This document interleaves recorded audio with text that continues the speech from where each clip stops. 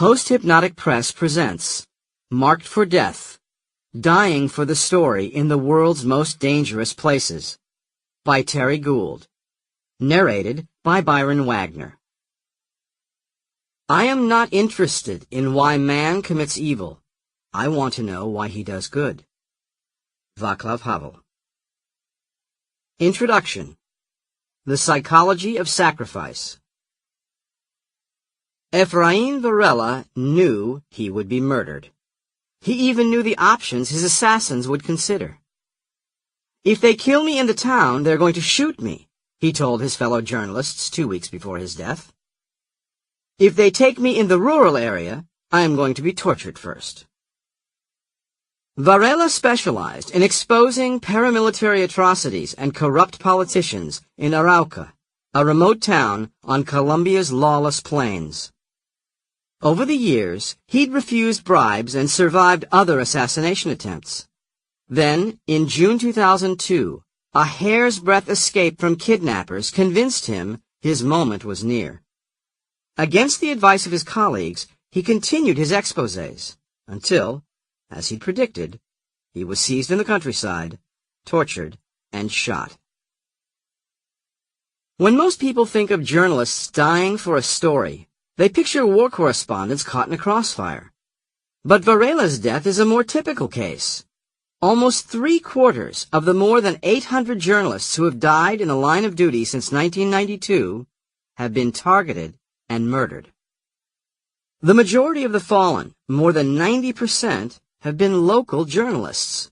Almost all the masterminds of these murders, 95%, have escaped punishment.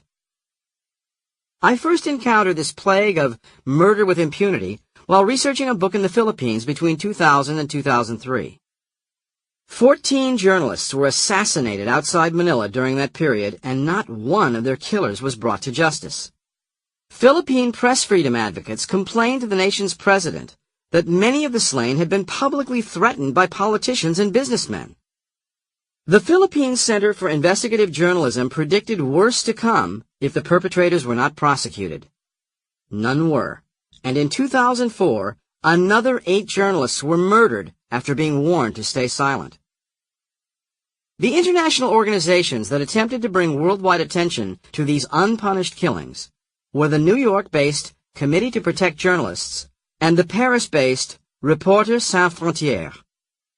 To government leaders and the general public, they made the case that while the murder of any person was reprehensible, the murder of a journalist for his or her reporting had consequences that went far beyond the individual's death.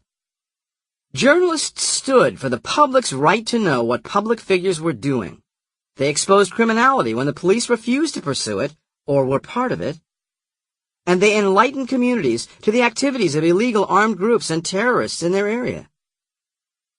If journalists could be murdered in retaliation for their work, and the killers suffered no consequences, then the societies in which these murders occurred would be at the mercy of sociopaths. In May 2005, the Committee to Protect Journalists issued a bulletin called Marked for Death, reporting that the top 5 countries where journalists had been assassinated since 2000 were, in order of most killed, the Philippines, Iraq, Colombia, Bangladesh, and Russia. These nations were weighted with problems specific to their regions and cultures, but they bore striking similarities in the systematic way criminality was licensed and protected. The journalists, too, bore striking similarities. Most worked low-paying jobs in remote areas controlled by corrupt officials. In their districts, bribery of journalists was the norm, but a lot of those assassinated were famous for being clean.